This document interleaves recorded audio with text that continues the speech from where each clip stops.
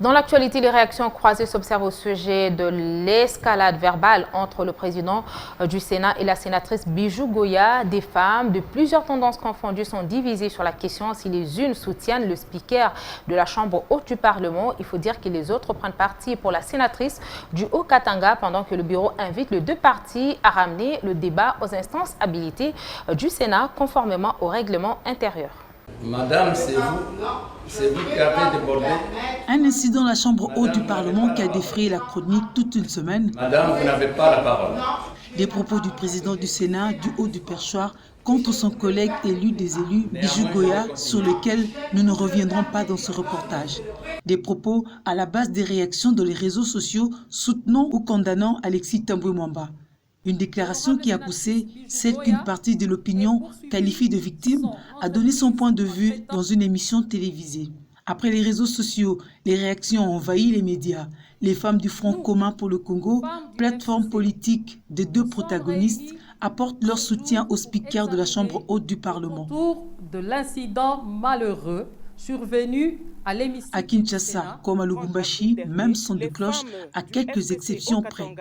Fustigeant et dénonçant cette manipulation politique, ayant pour but de vouloir se rendre victime afin de nuire à l'image responsable de l'honorable président Alexis Tambwe Mwamba, les femmes du FCC au Katanga invitent la sénatrice Ngoya, en sa qualité de politique et de parlementaire, à bien vouloir prendre conscience et revenir au bon sens qui l'oblige à agir sagement et à poser des actes dans le respect du règlement d'ordre intérieur qui régit le travail dans l'hémicycle du Sénat, en lieu et place de récidives mésaventures qui lui sont honteuses. Tenant compte de la situation, les femmes du FCC au Katanga désapprouvent les actes de calomnie et de manque de respect à l'endroit de l'honorable sénateur et président Alexis Tambwe Mwamba, qui est et demeurera respectueux de l'honneur et de la fierté de la femme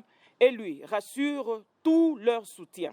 Une démarche condamnée par d'autres qui amènent le combat sur intérêt du genre. Monsieur Tambwe Mwamba a brillé par son arrogance, manque de courtoisie à l'égard de sa collègue sénatrice. Il a abusé de son pouvoir en dénigrant et chosifiant la femme. La femme congolaise mérite le respect. En humiliant la sénatrice Goya, M. Tambwe a humilié toutes les femmes congolaises en général et la femme politique en particulier. Il ne mérite pas de porter la voix de la deuxième institution de la République, institution qui devrait être le reflet des valeurs et de la sagesse. Avocat de son État, ancien ministre de la Justice, aujourd'hui législateur, M. Tambwe a délibérément enfreint le règlement d'ordre intérieur du Sénat comme pour dire qu'il est au-dessus de la loi. Ainsi donc, nous réclamons sa déchéance à la tête du perchoir. Que les sénateurs fassent une motion pour le faire partir au cas où il s'entêterait à ne pas démissionner.